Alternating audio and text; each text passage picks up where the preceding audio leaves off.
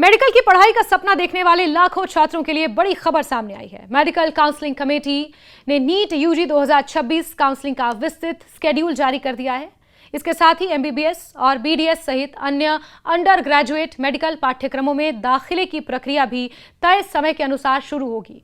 इस बार एमसीसी ने काउंसलिंग प्रक्रिया को अधिक पारदर्शी, सुविधाजनक और पूरी तरह डिजिटल बनाने के मकसद से कई महत्वपूर्ण बदलाव किए हैं। नई व्यवस्था के तहत सीट अपग्रेड होने पर छात्रों को बार बार कॉलेज जाकर फिजिकल रिपोर्टिंग नहीं करनी होगी। इसके अलावा सीट छोड़ने यानी विड्रॉल की प्रक्रिया भी अब पूरी तरह ऑनलाइन कर दी गई है। इन बदलावों से देश भर के लाखों अभ्यर्थियों को समय, खर्च और अनावश्यक भागदौड़ से राहत मिलने की उम्मीद है। एमसीसी द्वारा जारी स्केड्यूल के अनुसार ऑल इंडिया कोटा यानी AIQ, डीम्ड यूनिवर्सिटी और केंद्रीय विश्वविद्यालयों की सीटों के लिए पहले चरण की काउंसिल 4 अगस्त 2026 से शुरू होगी। ये काउंसलिंग 17 अगस्त 2026 तक चलेगी। इस दौरान अभ्यर्थियों को अपनी पसंद के कॉलेज और कोर्स का चयन करना होगा।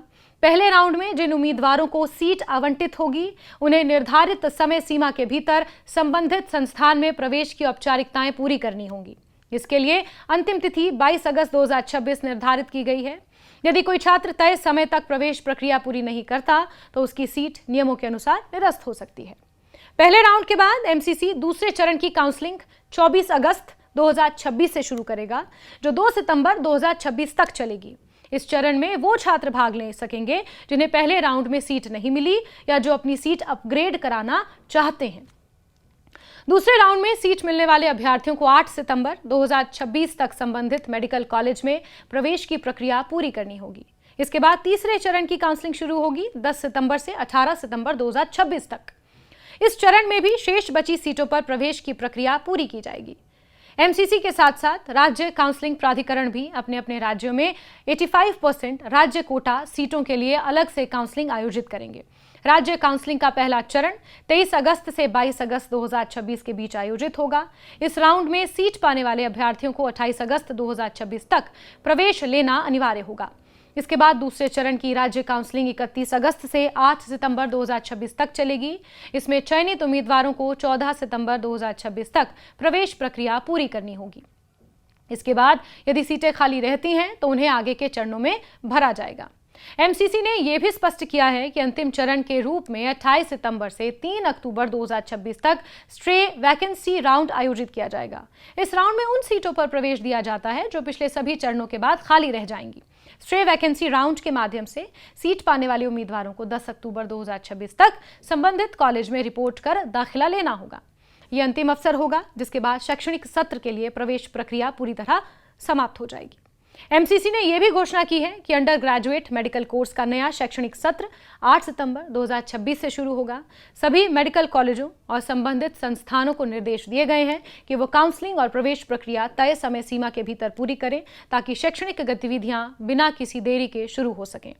कमेटी ने यह भी कहा है कि काउंसलिंग प्रक्रिया के दौरान शनिवार, रविवार और सरकारी छुट्टियों को भी कार्य दिवस के रूप में ही माना जाएगा ताकि प्रवेश प्रक्रिया में किसी प्रकार की देरी ना हो। इस साल काउंसलिंग प्रक्रिया में सबसे बड़ा बदलाव सीट अपग्रेडेशन से जुड़ा है। पहले यदि किसी छात्र को अगले राउंड में बेहतर कॉलेज या उसकी पसंद की ब्रांच मिल जाती थी तो उसे पुराने कॉलेज से औपचारिकताएं पूरी करने के बाद नए कॉलेज में जाकर फिजिकल रिपोर्टिंग करनी पड़ती थी। इस पूरी प्रक्रिया में काफी समय, अतिरिक्त खर्च लगता था। अब एमसीसी ने इस व्यवस्था को बदल दिया है। नई प्रणाली के तहत यदि किसी उम्मीदवार की सीट अगले राउंड में अपग्रेड होती है तो उसे केवल ऑनलाइन प्रक्रिया पूरी करनी होगी। उसे बार बार कॉलेज जाकर रिपोर्ट करने की जरूरत नहीं होगी। इससे काउंसलिंग प्रक्रिया अधिक सरल और छात्र हितैषी बन जाएगी। एक और महत्वपूर्ण बदलाव सीट विड्रॉल यानी सीट छोड़ने की प्रक्रिया में किया गया है। पहले यदि कोई उम्मीदवार किसी कारणवश अपनी सीट छोड़ना चाहता था तो उसे संबंधित कॉलेज जाकर आवश्यक औपचारिकताएं पूरी करनी पड़ती थी। अब यह प्रक्रिया भी पूरी तरह ऑनलाइन कर दी गई है। अभ्यर्थी एमसीसी के आधिकारिक पोर्टल के माध्यम से अपनी सीट छोड़ सकेंगे। इससे न केवल छात्रों का समय बचेगा बल्कि पूरी प्रक्रिया भी पहले की तुलना में ज्यादा ट्रांसपेरेंट और तेजी से होगी। एनआरआई कोटे के तहत आवेदन करने वाले छात्रों के लिए भी इस बार बड़ी राहत है। एमसीसी ने आवश्यक दस्तावेजों को ऑनलाइन अपलोड करने की सुविधा शुरू की है। पहले दस्तावेज सत्यापन के लिए कई बार अतिरिक्त यात्रा और कागजी औपचारिकताओं की आवश्यकता होती थी, लेकिन अब विदेश में रहने वाले अभ्यर्थी भी ऑनलाइन माध्यम से अपने दस्तावेज जमा कर सकेंगे। इससे सत्यापन प्रक्रिया अधिक आसान और सुविधाजनक हो जाएगी और एनआरआई उम्मीदवारों को समय और खर्च दोनों की बचत होगी।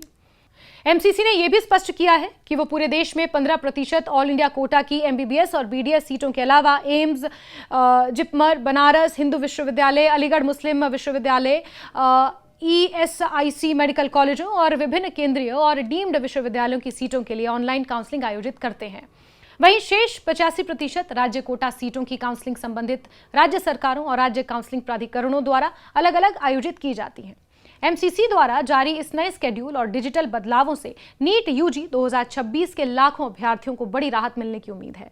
ऑनलाइन प्रक्रियाओं के विस्तार से काउंसलिंग पहले की तुलना में अधिक पारदर्शी, तेज और सुविधाजनक बनेगी।